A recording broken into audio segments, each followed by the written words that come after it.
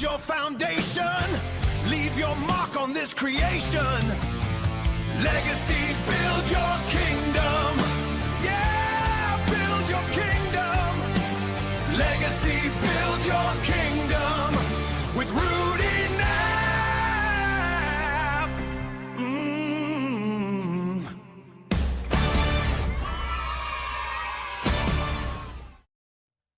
All right, welcome back, Kingdom Builders. I am overly excited for today's episode because we are expanding the territory of this podcast. We are bringing on guests who have enriched deep conversations so that they are people that actually are building their own kingdoms.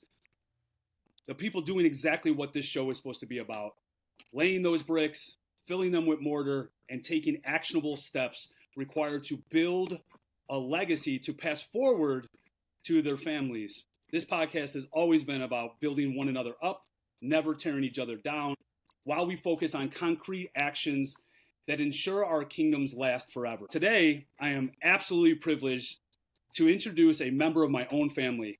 I am constantly in awe of watching how she conducts herself across everything, the board, right? Her parenting, her career, her relationship, her spiritual being, and her mental approach to putting her family first. Alongside with her partner, her man, Gonzo, her mental approach to building their family comes first. She is a co-reigning person involved in a blended kingdom of 6 incredible kids: Amber, Jake, Josh, Isabella, Penelope, and my amazing godson, Noah. She's also a woman that spent many years in her community on the front lines as a 911 dispatcher. She also is a warrior who stared down breast cancer and came out victorious as a survivor. Today, she's also helping others secure their own physical pieces of their kingdom as a powerhouse realtor and real estate consultant at Village Realty in Beecher. There you go, in Beecher, right? So she's just an absolute epitome of a queen that's building her kingdom. I want to welcome my cousin, Catherine. Catherine, how are you feeling? Thank you so much for being on this show. Now, I want you to know that on this show, we are always about real talk. So don't hold anything back. Share what you feel is right. Let's go forward. Go ahead. Tell me a little bit about you. How are you feeling? Well, thank you for that intro. That was pretty nice. I don't see it that way. That's really, really, really sweet that you perceive me that way. I work really hard, so it's nice to hear that. I'm feeling good, excited, just good. Tell me about what you're doing now with being a realtor. Tell me a little bit about your business. Tell me how it's going. Tell me a little bit. I know how much you helped me. I mean, I know I sold my house and I know that we made some money off of it, and I'm really happy for that. And it was great. And you did everything I asked you to do every single second I called you and I needed something. You've done, even a year later, you're still doing it and helping me. So I appreciate that. But go ahead and tell me about you. Thank you. So, like you said, I was a dispatcher for a long time, almost 15 years, and the state of Illinois forced consolidation. So I was a little bit in a panic about what I was going to do. And I actually planned on becoming a dental hygienist, which is silly, but I thought that was the easiest transition from what I made to what I was, going for. Signed up for classes. The next day I got diagnosed with breast cancer. So it totally rocked my world, changed everything. And then COVID hit. So Gonzo and I kind of sat down. We made some personal sacrifices financially so that I could stay home and take care of the kids because, like you said, that's my priority. So fast forward, COVID's over. He's like, stay home. That's all you always wanted to do anyway. Being a mother is my number one. So we did that for a while, and then private school was needed. So I had to change.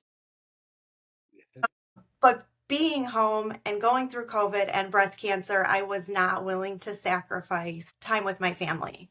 I was never going to miss another holiday, another milestone, another baseball game, whatever it was. So I didn't want to go back into dispatch. And I prayed on it. It's funny, we're talking about faith. I just kind of prayed on it every day. And one of my friends said, just sit in silence. It will come to you. And I'm like, okay. So I was praying on it, not hearing it.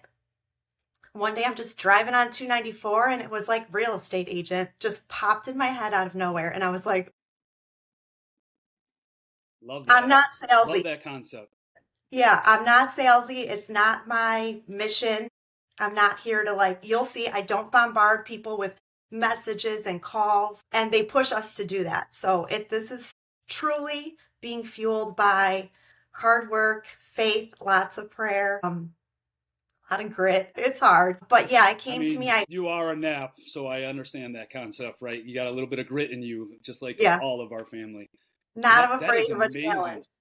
Not afraid of a challenge. But I had a lot of people tell me, oh, really? I don't think so. A lot of people. And not that they doubted me. This was out of love and support. They're like, you're not going to like that. You're not going to want to do that because I'm not salesy. So I just I'm stubborn, made the decision, buckled down. I did an online course and I just flew through it as fast as I could. Probably got some undiagnosed ADHD going on. So I need to just do something and do it all the way really quickly. I think in 2 months from start to finish, I was licensed. So That's amazing. That's amazing. And yeah, then you also won some awards, didn't you, already, I like a year or so after? That's I got awesome. Rookie of the Year, which was really cool. Totally unexpected. I know that I did well with the supportive family too, but I totally did not expect Rookie of the Year. Let me silence that. Sorry. That's all right. That was just shocking. I don't win things. I'm not top at anything. I'm just kind of mediocre, and I'm totally fine with that. I'm fine just kind of flying under the radar, working hard, doing my best, and my best is always enough for me. I'm not one of those people who need more and more.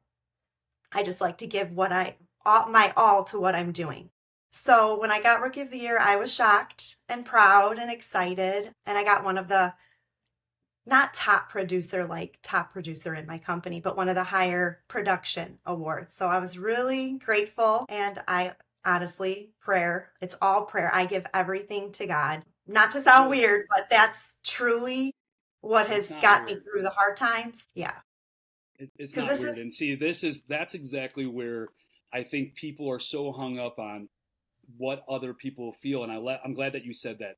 You do what's best for you. You're accepting of who you are and what you have in your life. And you don't have to worry about what other people think. So when I praise God, I never once feel regret anymore. I remember before, I remember being younger and saying, well, if I repost this on my social media, then people are going to think I'm this. I post it every day, all day long. God, I'm yeah, gracious for God. I'm gracious for what we have. You, of all people, surviving cancer, can only imagine what you go through when it comes to the concept of what God has given you. And I love listening to what you have to say because I'm your cousin, I'm your family, and there's things you told me right now that I never knew about you. So it is a really interesting story. Tell me, how can we get a hold of you for if we want to buy a house, we want to sell a house, how do we get a hold of you? Go ahead and tell me. call or text me or on social media. I'm on Facebook. I'm on TikTok, Catherine Instagram. Gonzalez, and what's the Catherine name of your Gonzalez, company? Village Realty VRS in Beecher. I'm licensed in Illinois and Indiana. I'm right on the border, like 15 minutes, 10 minutes. So it was a wise decision. And my phone number, I can give you my phone number to put in the notes, but I'm all over the place. A Google Yeah, search of Catherine Gonzalez in Beecher will pull it up. great. So we can find you. We can just find you online. I Yeah, wanted to make sure we put that out there because I actually went through Catherine. I think it was the best decision I made from what I got, from how much I had to bring to closing, all these things. It was amazing on how smooth the process was for me, how selling was smooth, and then also making money was smooth. It was nice, and I was waiting for the that's other the shoe to goal. drop and it never did. So, I mean, it was great. In a year's time, I think I made 75,000 of it. So it's awesome. So Wow, good. yeah, that all comes back to you. I appreciate that. But I want to move forward. I want us to talk about family, right? I want to start off by talking about family. This is what you mentioned. This is what you and I are both about. This is what this whole podcast is about. This is about building kingdoms. It's always an emotional conversation for me because family reflects our deepest purpose and our core values. My belief is that we have a pretty close family overall when it comes to our cousins, our aunts and uncles. The Italian side of Grandma Knapp brought to the table this fierce love that everyone has for one another. We may not say I love you, but we do, right? So Absolutely. it's something to be said about her legacy. So this concept of generational impact, this legacy built, you of all people have firsthand view of Grandma Knapp, to honor Grandma Knapp today. Can you share a little bit about who she was, her heart, maybe a funny story or a sincere story that captures her spirit? I really want to talk about Grandma. Okay, Grandma. Well, first of all, I'm so grateful that I have her name. I never really thought about that being a big deal, but as I age, I'm like, I have a piece of her, my name. And I'm not saying, okay, Rudy will tell you it's my grandma. And Cindy Exactly. tells me all the time, it's our grandma. I'm like, it's my grandma. Right. No, but she was amazing. And not to bring it back to faith, but a big part of my faith is her. We spent many days spending the night. We grew up right next door to her, so it was like another mother. My mom is fantastic. It wasn't an issue of her raising us, but we were blessed with that gift to have her next door. And every single sleepover, she made us say our prayers every single sleepover. She had the candles with the Blessed Mother. She had the Blessed Mother statue, all of that. So when my practice in faith, well, throughout my whole life, it was all just based on grandma and tradition. It wasn't Love that. a feeling. It was like emotion and emotion, but not faith felt, if that makes sense. It was like going through the motions of this is what you do. And, her not being here anymore and then becoming a mother myself, I've taken so much from her. And then as I aged, I started to actually feel and experience the Holy Spirit and whatever. But no, she was the kind of person that loved every child and person. There wasn't a kid that could come to her door and she would turn away. They were given pop on Halloween. I think that's one of my favorites. Everybody would be like, we're going to your grandma's house. We want pop. Because in the 80s, we didn't get pop every day. No, you got Like Kool-Aid. now. Right. My kids can walk to the store and they're like, oh, we got a Dr. Pepper at McDonald's. But yeah, she was just incredible. I think she is the big reason our family is so close. I know a lot of people tell me that's strange. We're like sibling cousins. I agree with you on that. I have to jump in for a second.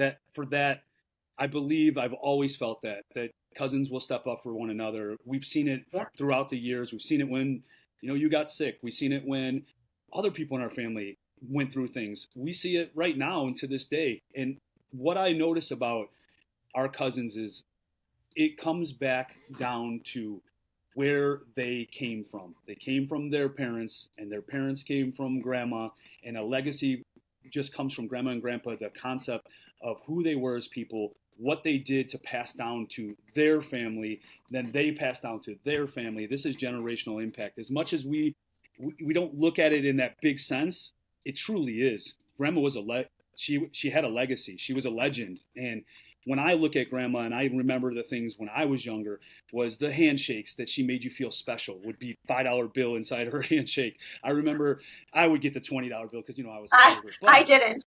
But I got the spatula. right. I remember spatula too. So I never got the spatula, But the idea was, you guys got a chance close hand. And you and your siblings were living right next door. You got the motherly right next door. I got the grandmother part of it. And I'm forever grateful for the grandmother part of that and for what it's done to our aunts and uncles, along with passed down to us and us as parents as well. So it all stems from our family, from grandma herself. And I am overly excited to just give a shout out to grandma and how much she Yes. meant to all of us. And it really is a legacy that we take on as ownership of how grateful she is. And if you talk to any of our cousins, talk to any of my siblings, anyone, everyone has the same thing to say about grandma. She was amazing. From a revolving door of letting people come in, whether, she was taking on foster children, to whatever the neighborhood, doesn't matter. She was a saint. And speaking of saints, I want to start and I want to kind of trickle down that effect, as we were just saying a second ago. Speaking of this legacy concept, I got to take a moment to give a deeply deserved tribute to your parents, because I truly believe Aunt Dolores, Uncle Jim, just the salt of the earth. When we talk about the last podcast that I had on this show that I actually released just a couple days ago, the mindset was about empathy. And your parents, my aunt and uncle, empathy was what I look at them and see in who they were as people. And we talked about this empathy and using your purpose to drive your life towards helping others and expanding outward towards building their kingdoms up. When I think of that concept, I think of your mom, your dad, and to me, they're the absolute representation of empathy. Now, your mom, Aunt Dolores, being a nurse, not just at a hospital, but truly a nurse for our entire family. She was the absolute saint for the way she took care of grandma, and when grandma needed that care. And then you guys, you and your sisters as well, taking care of grandma is amazing. But the idea that she did that, and then she passed these motherly qualities to you. I can see it in you. I could totally see your mother in you, number one, not only just by looks, but also by the idea of what you do for your family. So I want to talk about your dad for a second, because he was a huge influence on me, Uncle Jim.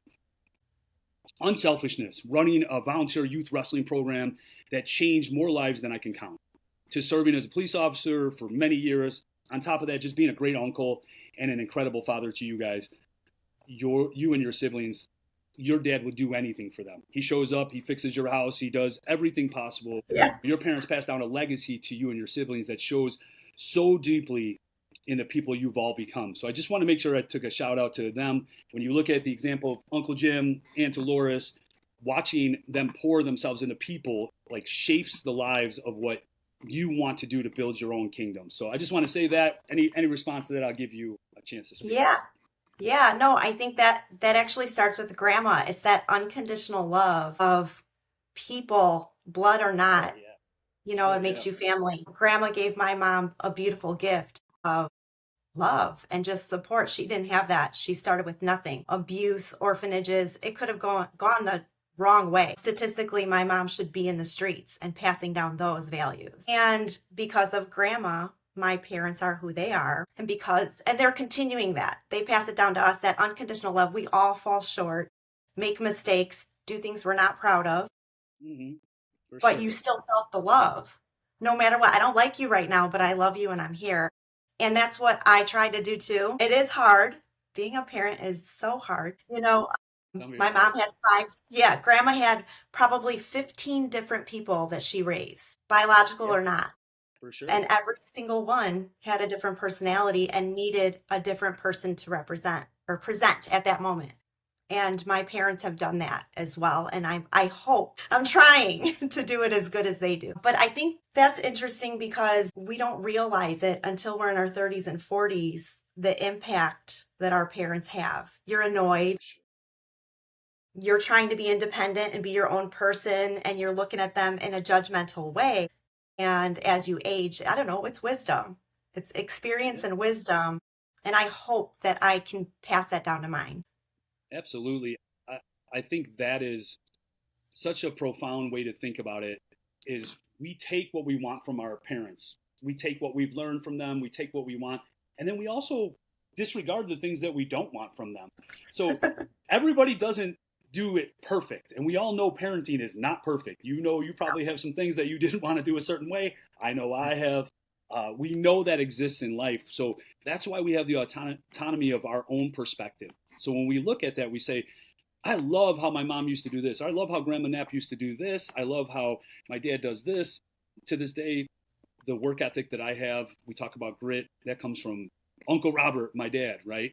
And so that mindset is always going to be instilled in who I am. I always call it the foundation, right, of my bedrock of what I am building with my kingdom. And I'm hoping to pass that down to my own children. Having, you have all ages of children. All 6 of those kids are all different ages. So you have different stages and you have to treat them in a different manner. And just like as they become adults, like they are, and they have some kids, right? And so that mindset is you're giving the motherly advice, but also understanding I'm going to give them a little bit of space at times and letting them figure it out on their own. So we take what we want and then we give at a capacity of what we think is best for them, but we're not going to do it perfect. And I'm glad that you talked about how hard it is to be a parent, because it is. But we're doing great jobs because we have great kids, and I know that I think so. firsthand. I think so. Now, you come from this line of these builders that are protectors, they serve.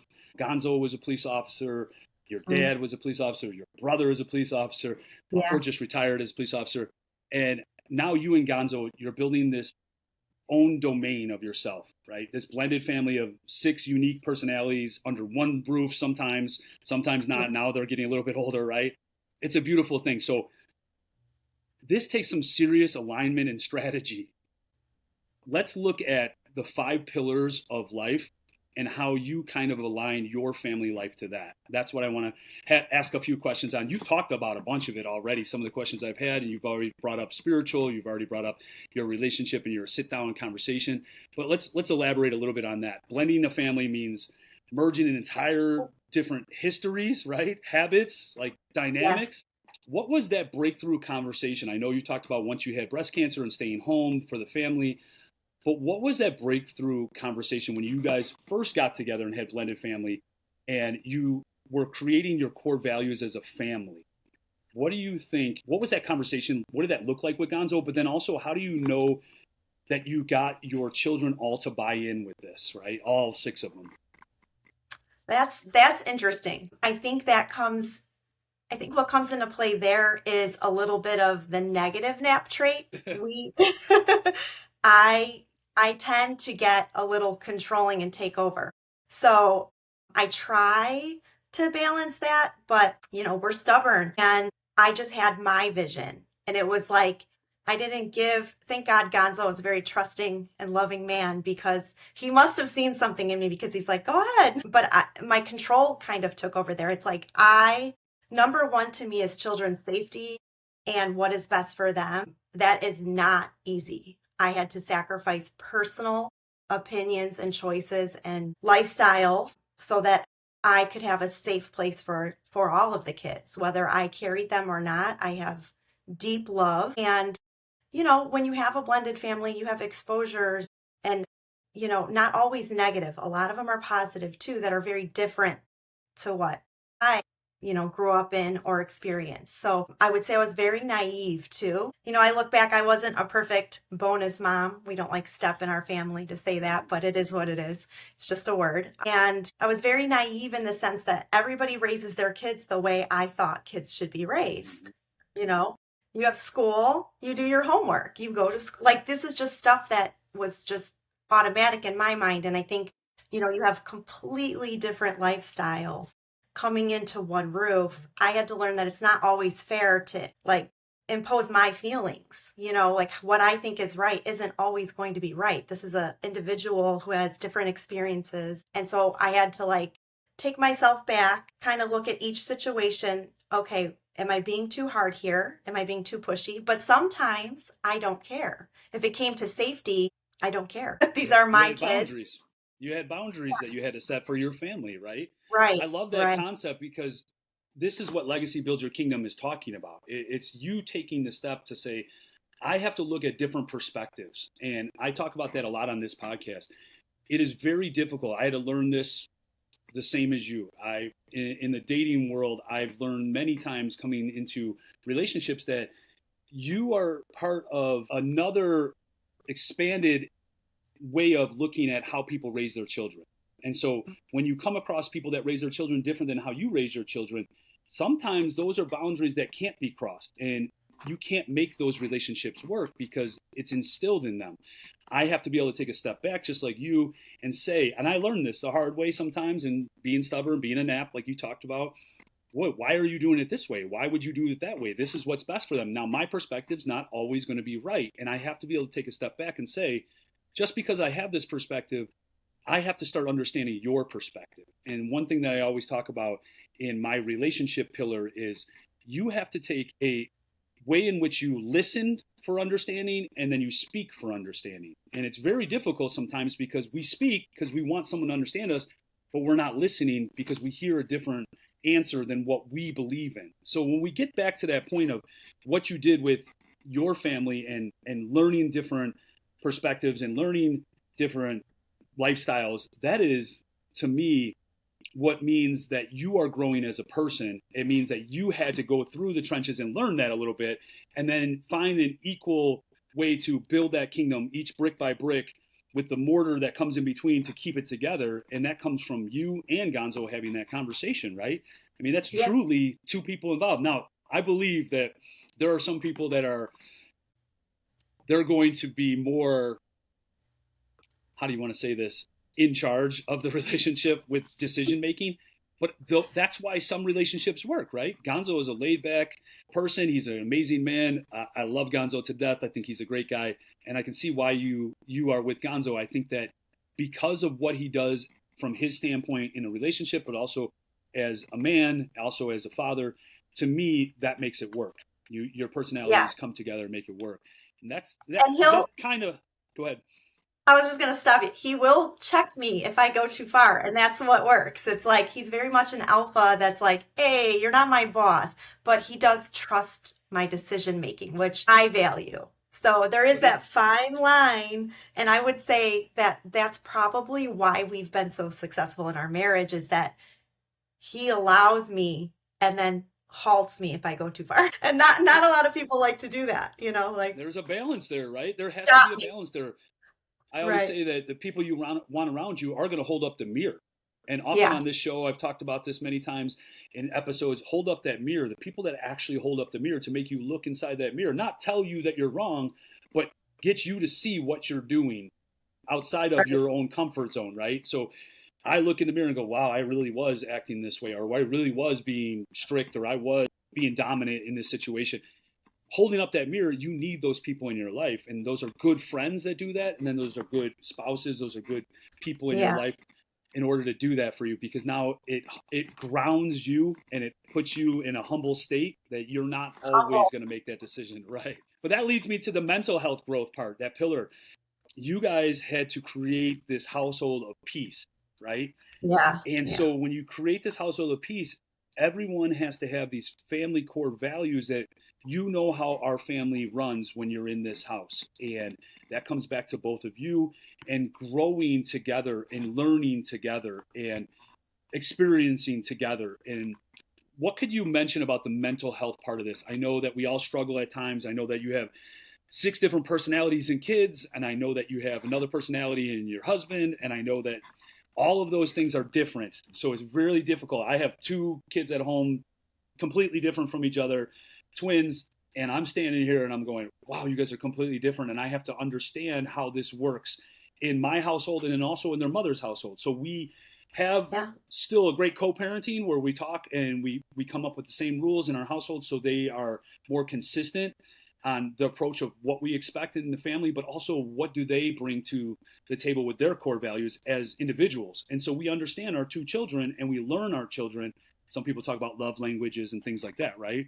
But you should know your children's love language, that concept. And I tend to learn that now with my kids, especially my daughter, because sometimes that's hard to do when you have a daughter. So, but as far as you guys, mental health growth, part of that comes from actively trying to grow as a family. What would you say you guys do? Is there anything specific that jumps out? So we have very different, again, we have 8 personalities. And actually, Jake and I have talked about this before, and we kind of laugh. It's like, it's funny that some, like half of us are very, I don't want to say we're not emotional, but I personally don't like to respond on emotion. And some of us do. So if we just have just a hodgepodge. But what I do demand is peace and respect. So whether we're talking about politics, whether we're talking about faith, we're allowed to have different opinions. I raised all of the kids to be independent, and I don't like sometimes the journey and opinions, but I also feel strongly that that's natural consequence. Like, okay, go for it. Right. You think go ahead. I'm here for when you fall, or if you show me wrong, I'm here to learn. So mental health, for me, my motto is like, suck it up, buttercup. Like we can have bad feelings, bad things happen in life. Our family has experienced tragic loss. I mean, your brother being one of Max, your brother Shelby, we've lost children in our family. Those are the hardest. And we visit those feelings, we go through the motions, but we don't live there. I don't want between now and dead to be miserable. And I got that from Dr. Laura. She's on Sirius, and I kind of idolize her. And my dad used to listen to her my whole life. So I take a lot of that. But no, it's important to process your feelings. They're valid. They matter. but the world is bigger and I want to be happy. So I want my home to be happy. I want my home to be positive. It doesn't mean we can't have bad days. I just don't want to stay there. It's almost like anxiety in my mind. Maybe that's mental illness, but I don't want to be unhappy. And I feel strongly that I control that. So when the hard times come or bad things happen in our family unit, we talk, we cry, we argue, and then we take a deep breath and we love each other then in the next couple of days and move on and focus on the positive. That's huge to me. I get a little bit of resistance from sometimes, but I don't know. It's my house. That's real. And here's the thing. I love that you mentioned that several times. That no matter what happens, no matter the disagreement, no matter if we're angry at each other, no matter what is going on in our lives, we still are going to show love and respect to one another. And that is a foundation for core values of your family. You can tell because if you're ever around your family, you can see the respect. You can see the concept of how they act in front of you, in front of other people, and your kids truly understand those core values of your family name. And that's something that I've been talking a lot about with my own family. I've been talking on this podcast about. We want to make sure we establish what our family represents, our family name. So whether you want to call it the Knapp-Gonzalez or you want to call it Gonzalez, whatever you want to call it, Yeah. the idea is right. The idea is everyone in your family knows, and that's what this was about. This was about you understanding that idea, or them understanding the idea of, hey, this is us together. This is one unit. This is us, right? And this is our 8 people in this family, and this is what we will always do no matter what. It's not going to be penetrated from outside sources. And that's part of Circle. When I talk about Circle and relationship intelligence and CIR, CLE, the concept of all of that, not just between you and Gonzo, but you and your family. We're going to communicate. We're never going to keep it inside. Even when it gets harsh, we're going to have a conversation with one another. We're going to initiate having a conversation or talking to each other or helping one another. We're going to respect each other. We're going to be all in. You're part of this family. You're not out of this family. We include you in this family. You're all in. That's the commitment part of this family. And then the love. I always talk about love is I bleed, you bleed.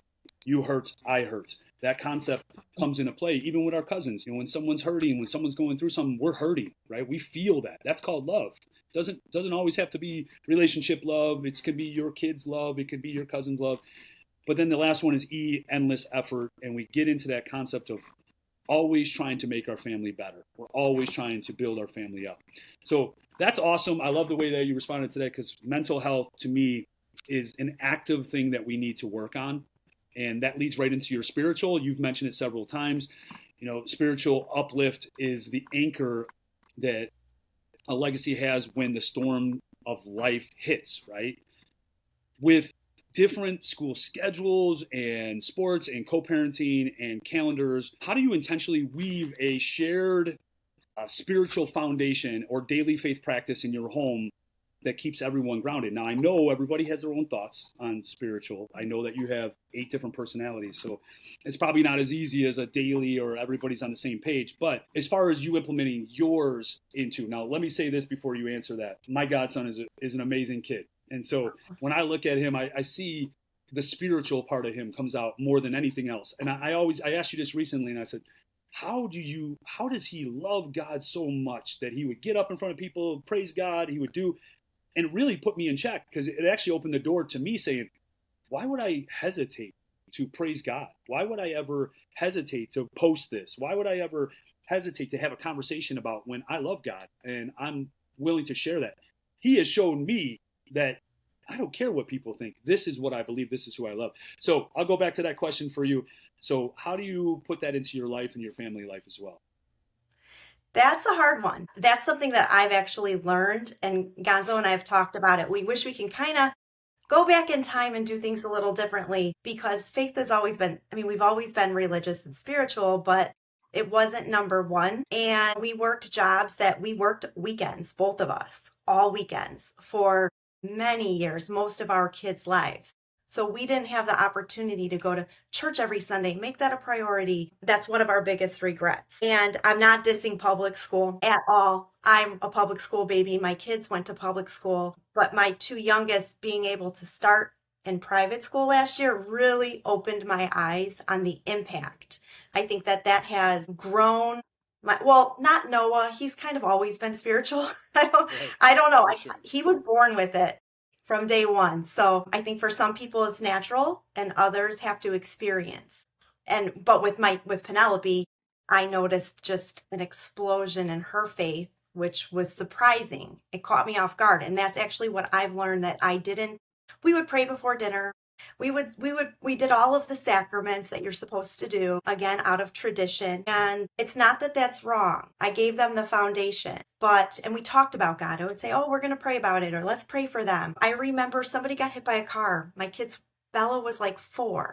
And she's like, should we say a prayer? I go, yeah, let's say a prayer. That woman survived. Whatever. It wasn't a serious accident, but I got to say our prayers helped that woman survive. For sure, yeah. Little things like that.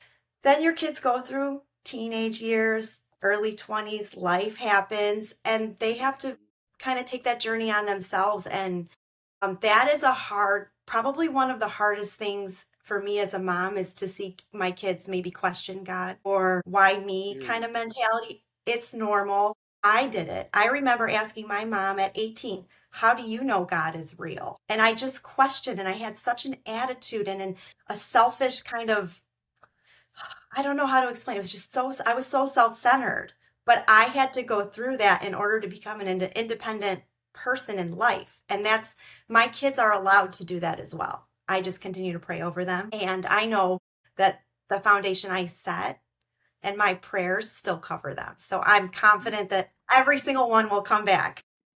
You said it there. That is true. You said it there, though, the foundation, right? And that you did what grandma was doing to you, right? Laying the foundation of saying your prayers every night. Even if it felt like a formality, it was laying a foundation of understanding, the conversation about God, the praying, those things. I mean, I'm the same as you. I started that process when my kids were young. I think COVID threw us way off track, and it really hurt because it separated what we tried to establish as parents to put our kids in a situation where this is a priority. And once this church wouldn't let us in, and you had to make reservations, and what we did is we gave excuses. We gave excuses to the idea that we don't have to go. And here's the thing. I don't believe you have to be in church. Like, I don't believe that is the case. I believe the praying part. I believe being at home. I believe those things. But I said this recently on a podcast. I've talked about this, maybe social media. What you get from how you feel when you leave that place, or even when you enter that place, is a different experience. To me, that's what I get. I get an experience. Now, can you sit through a whole church sermon and feel like you got nothing? Absolutely can happen. I'm a person that seeks one thing I'm going to take out of there. And then usually I see a bunch of things. Like I find all of these. I'm dialed in. I made sure that my focus is going to be on what this is all about for today. And so I go every Sunday. I try to go every single Sunday. And when I do that, to me, it's a feeling that I have. It's about purpose in life, and it's about me passing that word on. And that's why, again, what Noah has said to me before, or I've seen from him firsthand, is I love God. And for a young man to say that to me, I think he was in 8th grade, he said it to me. I was like, I don't know if I've ever heard an 8th grader just come out and, without even asking, I love God. Well, wow. Like, that's pretty amazing. But it also shows what kind of character he is. And you probably did the exact right thing to do, is put him into a Catholic-based church, right? And to me, that helps him expand on that, but it gives them the leeway to say, experiment, think, have your own experiences. You talked about having divine intervention at some point. All of those things come into play, and then they have the ability to learn their own experiences throughout life. You lay the foundation, they have the ability to expand that into their beliefs. And I love that. Same thing with my kids, and we're trying to really enhance that. We say our prayers before we eat. We make sure that we talk about God at some point and how that has affected our lives. And I continue to do that because I want them to continue to put God first before themselves. We live in a world where everybody puts themselves first. And in my book, Legacy Build Your Kingdom, Divine Blueprint, it is all about that idea of spiritual uplift. That pillar comes first. Without that pillar, you lose your purpose. You lose that concept of, why am I here? Why do I exist? Well, purpose isn't, again, just about your career. It's not just you being a realtor. It's about who you are Yeah. as a person. It's your character. It's building character. And what it does is you build it amongst all 5 pillars. That spiritual is the main one because it's going to give you that concept of saying to yourself, I have a purpose in life. God gave me this purpose. It isn't if I retired as a realtor that I'm no longer have purpose. No, I'm still a mother. I'm still a loving person. I'm still volunteering. I'm still somebody that helps other people. That is a purpose in life. And I talked about that with your parents, and I believe that wholeheartedly. But to take that step and to move to the next pillar, you and Gonzo are pretty fit people. I love the fact that you guys are constantly working on yourselves, mental, your physical as well. You know, we talk about the physical enhancement of our life, that pillar. We can't sustain a kingdom if you don't have the health, you don't have the longevity, you don't have the energy to back it up. You survived breast cancer, and you understand the true value of health on a layer that most people won't understand. Mm-hmm. How do you use your physical pillar today, whether it's nutrition, fitness, wellness, to keep yourself healthy, and you have this busy household that has energy and, you know, operating at its best? How do you keep that going? So that would probably be my biggest challenge. I would say, on the contrary to what you're saying, is I lost more of that post-cancer, which is funny, but it's probably my biggest challenge is finding time for myself. But it doesn't have to be a structured workout. It doesn't have to be, this crazy meal prep that I kind of put the pressure on myself over the years. I live off 80-20. So I try my hardest to put good foods in my body 80% of the time, but I'm still going to have pizza on the weekends. I'm still going to grab a couple of my kids' McDonald's French fries. I try my hardest to stay away from like pop and alcohol. I mean, I'm not a big drinker. I'll have drinks socially, but I loved a Diet Coke from McDonald's all summer. Drive-through, large Diet Coke, extra ice. Didn't have to get anything else, but weaned myself off of that stuff. I try to drink like seltzer water instead, and so I could still get the burn. But again, 80-20. Physical, this is my time of year where I'm not in the gym. I'm working nonstop. Whether it's 5 a.m. yoga during the school year or going for night walks with my daughter, I just try to stay active. Even cutting the grass, that to me, that was my workout. I just stay physical, stay active. I would like to make that better. It's just not probably my best priority. That's where I kind of fall short. But I'm hyper, I'm busy, so it works for me.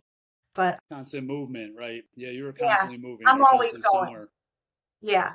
I want to say this to you though, and again, we keep this real on this podcast. One thing that I notice in having conversations with you and even on this podcast, I want you to realize one thing. The more you continue to tell you you're not, the more it's going to be not, if that makes sense. So I'm going to do a little life coaching with you right now. So the life coaching part of this is how you speak about yourself is going to relay in real life. Like, don't put it into the universe, right? So I want you to understand this, and I want you to take this going forward. Stop telling yourself you're not this great, amazing person. Stop telling yourself that you lost this. You have lived life. Like, you've lived life. You know me. You know the history of where I've come from. You know how fat I was. You know where I was when I was a kid. You know all the things. I changed that mentality first. I changed the concept in my brain, that mental health part of that pillar that said, you are this, or you have the ability to do this. You are doing this. And when you start doing that, and I know it sounds cliche, and a lot of people will tell you this, listen to Dr. Phil, I don't care, listen to whoever you want to, Tony Robbins, they'll all tell you the same stuff. But here's the thing, it truly has worked for me. It truly is something I see work for some of the clients I have. Stop telling you, I'm trying to work out. No, I work out.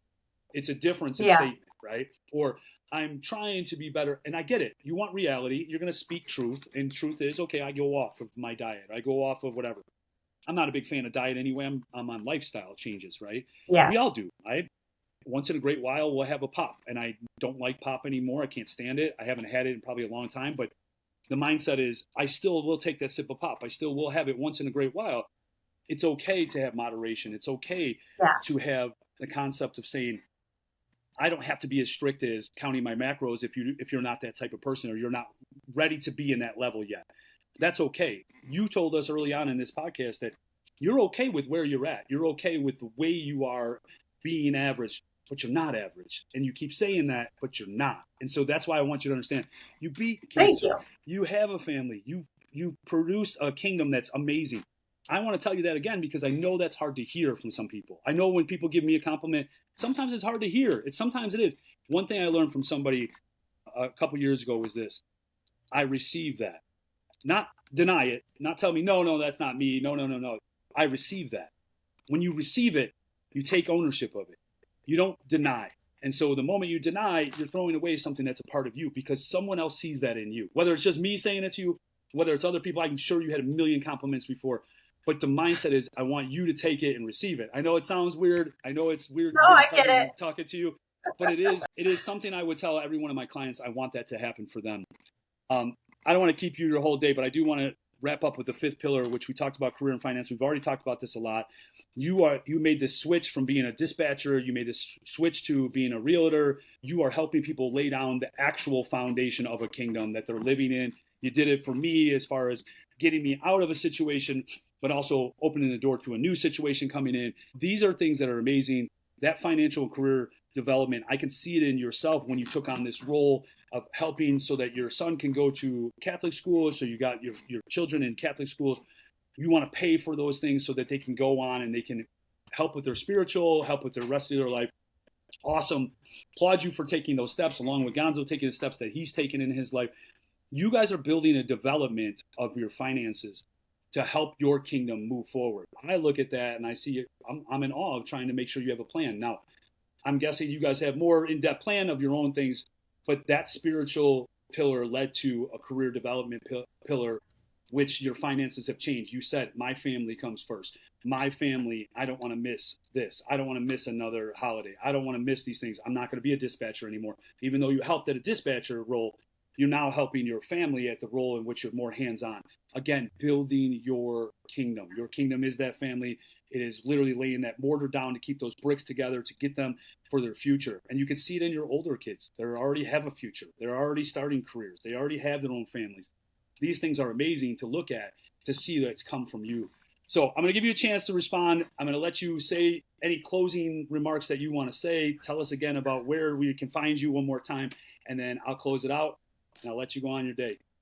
All right. Thank you for all of that. I probably needed to hear it. I do feel weird with compliments, but thank you. You too. You're working hard and you're being a role model and inspirational to all of us cousins too. We're really proud of you. So keep it up.